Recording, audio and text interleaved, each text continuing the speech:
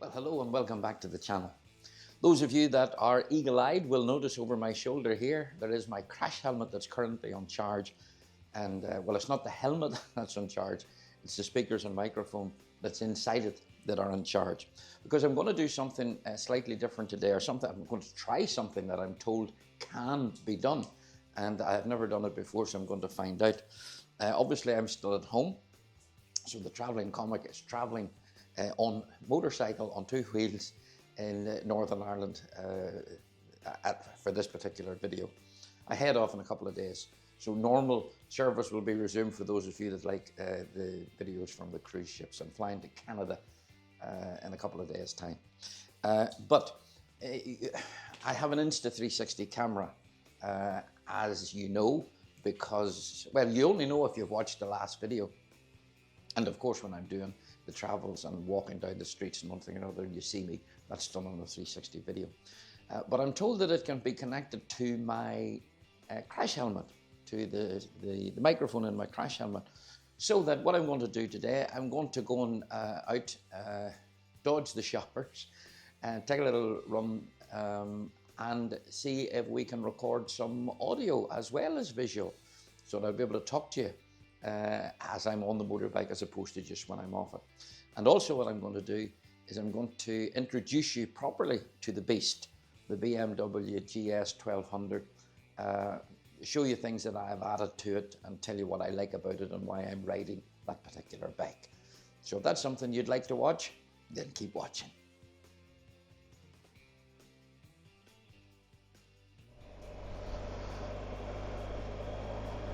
Well, now if my voice activation is working properly, you can now hear me and see me.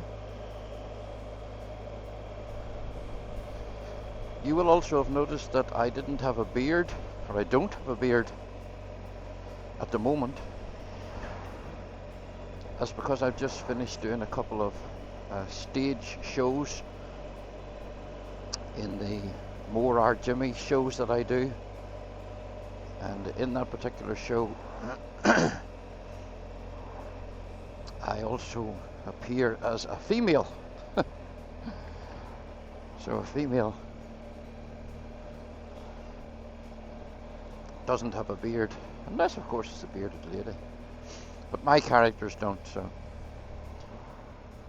thankfully the beard is growing back again, because I'm not a fan. I'm not a fan of being clean shaven. Now this is my hometown, this is Donaghadee. Some of you may recognize it from the TV series Hope Street. From, yeah, BBC, I said that. And this is the fictional town of Port Devine.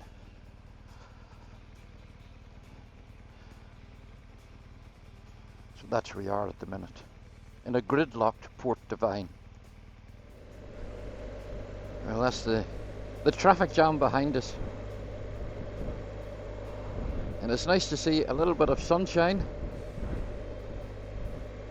I checked my weather apps and my radar apps, and there was to be no rain today at all. And as soon as I took the bike out of the garage, what happened? The rain came on. But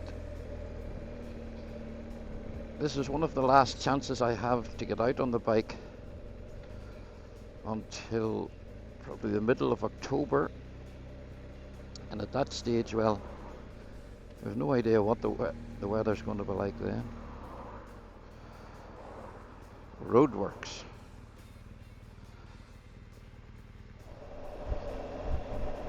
There's lots of water.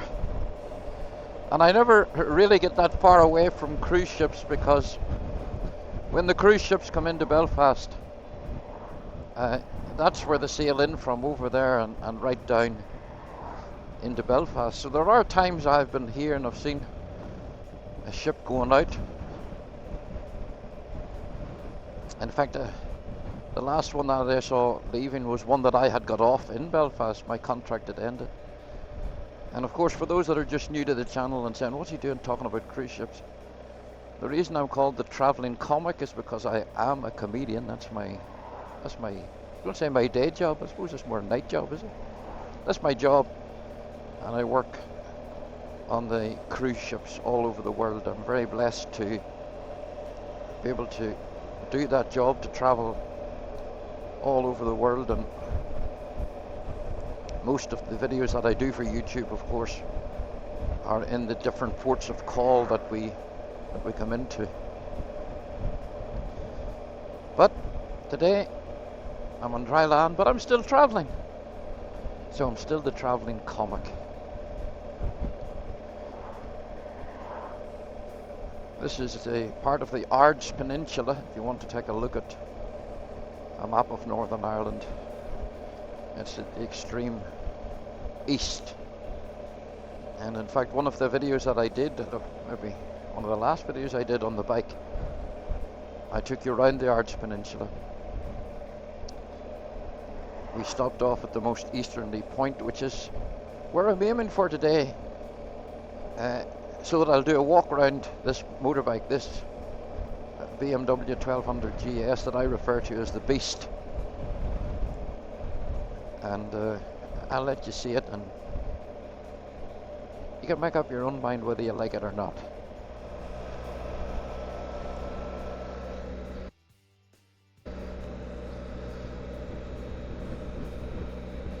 I must say that I do live in a beautiful part of Northern Ireland. This is literally on my doorstep, so these are the roads that I would ride if I'm not going anywhere, if you understand what I mean. Now, a little bit about my biking history, because when I tell people that I ride a motorbike, they go, "Really? Would never have imagined that." Well, from I was a child, I was absolutely madly in love with motorbikes.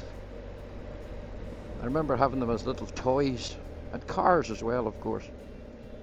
But I had little toys, there's roadworks everywhere.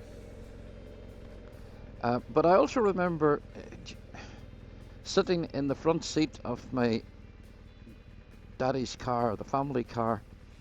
And if you remember years ago, the older cars, you had the dash, the speedometer and all the rest, and there was no glove pockets as such.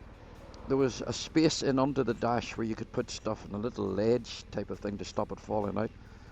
And I used to sit with a motorbike stuck on the dash in front of me, my hands down on the ledge, and as my dad was driving along, I thought I was on the motorbike.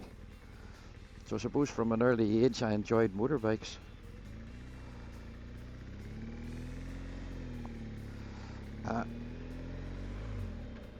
My parents weren't that keen on me having a motorbike, but when I was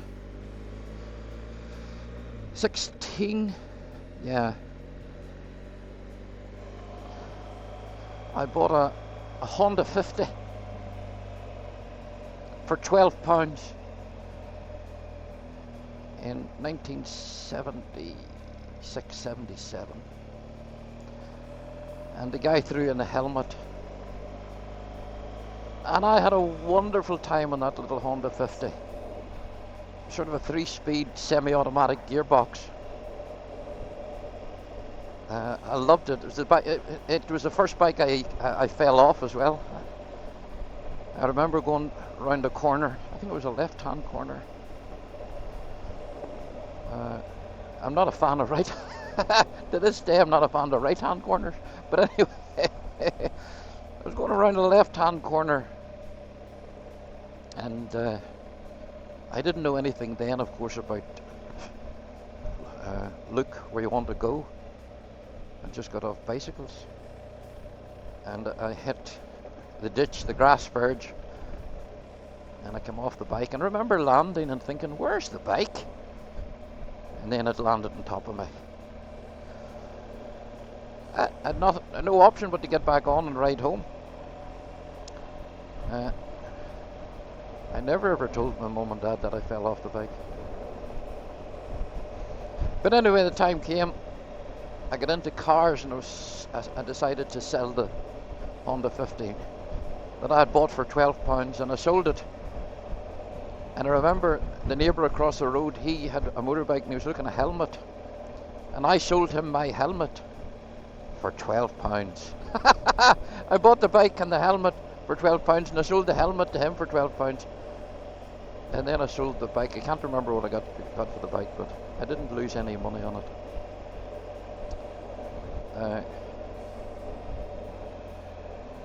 Then of course I wanted to join the police. There's a bit of a ramble, beautiful to see over there. I wanted to join the police just to become a policeman on a motorbike.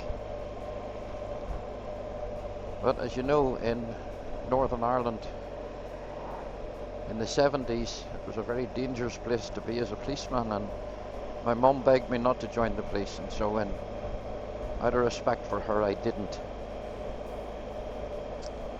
And I often think if I had joined the police, today I would either be dead or I'd be retired on a huge police pension.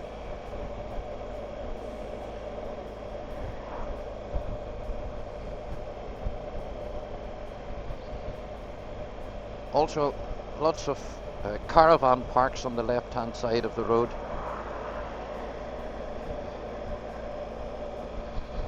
Simply because the setting for them is great. A white car in a hurry. I'm not in a hurry, so I'll let it go on. One thing I will say about my motorcycling, I'm not a speed freak at all. I like, if I'm on the bike, to look around me, take my time, conscious in my head that everybody's out to kill me, and so I ride accordingly.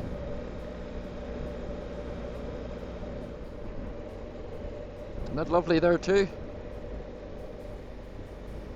Just come into a place called Ballywalter.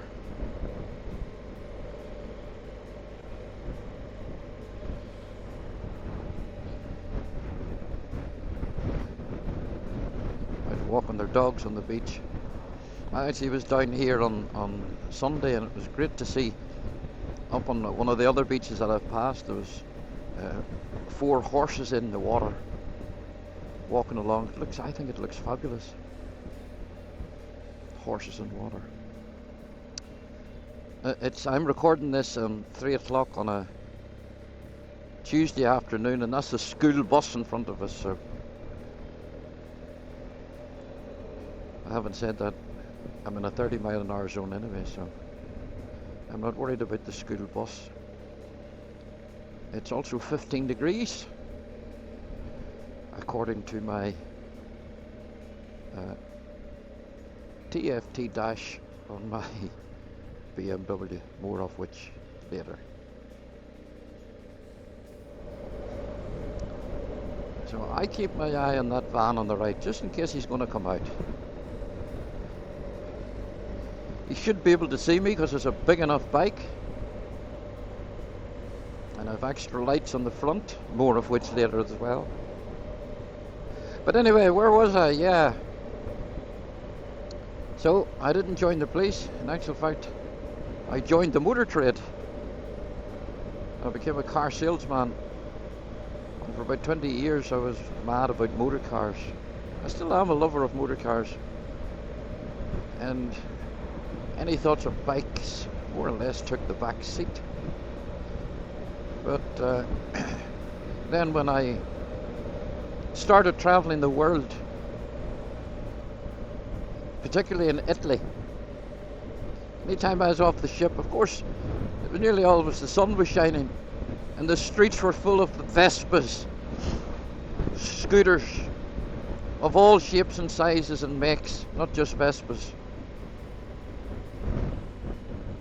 And the lifestyle looked fabulous. Men in linen jackets and lovely trousers and briefcases under their arms would pull up at a little coffee shop, take off their helmet, walk in, have their espresso, come out, throw their leg over the scooter, and away they went. And I thought, I want some of that. And I was very particular.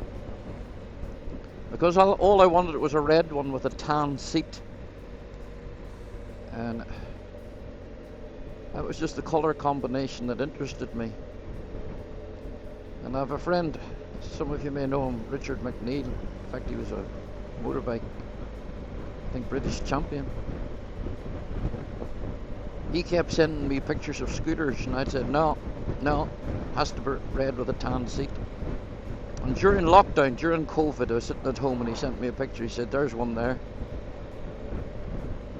Second hand, 1 month old, something like 100 miles on it, red with a tan seat. I said, I'm going to buy it. Now, I didn't have a motorbike license, but I bought it anyway. It's automatic, twist and go. Went and did my CBT, which stands for Compulsive Basic Training, that you have to achieve before you're allowed to ride anything. I think over 125. And I loved it. And so I would get on it, and Richard would call around on his motorbike and we'd head out for a spin. In fact, quite often down along this road. And then there was one night him and I were talking, and we said there must be more than you and me in this part of the world would like to go out on bikes. And I said, you go home, we'll start a Facebook group. I said, you go home and start the group on Facebook, I'll get a logo designed. And so the two of us started Northdown Motorcycle and Scooter Crew with just the two of us. You can look it up on Facebook if you want. I think there's maybe 600 odd members in it now. And then I would meet them and they were on bikes, and I'd see bikes and I thought, no, I want a motorbike. I don't just want a scooter. I need something with a bit more oomph in it. But I hadn't got my test, so I still could only ride a 125. But I saw a bike, the style of which I like, because I like the adventure style bikes. And I'll put a picture of it up. So I bought a Sinus 125.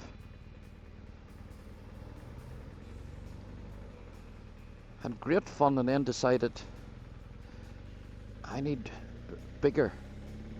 Simply because I would go out on the 125 and, you know, maximum speed was probably 60 miles an hour, which is fast enough, considering that the national speed limit is 60. But if you were overtaking something, you had to think about it and drop it down gears. I thought I'd like to pass my test and buy a big bike. So I had to do my CBT again, by the way, because I did it the first time on a scooter, which was automatic, and then I was riding a geared bike, so beautiful scenery out there too. So I had to do my CBT again. And to cut a long story short, I then failed the first part of my test for the first time. Then I passed it, passed my theory. Then failed the test, the second part, and then passed it a second time. That kept me humble, I can tell you. And then I was in the market for a bigger bike. I did my test and did all my learning on Kawasaki 650. And so obviously in my buying plan was a Kawasaki 650 Versus, which is an adventure style version of that bike. But that isn't what happened. I'll pull it over here, show you the bike, and finish and continue the story. Where we're coming to now is Burr Point, if you remember, the most easterly part of Northern Ireland, and indeed Ireland. I'm pulling over here. I used to hate doing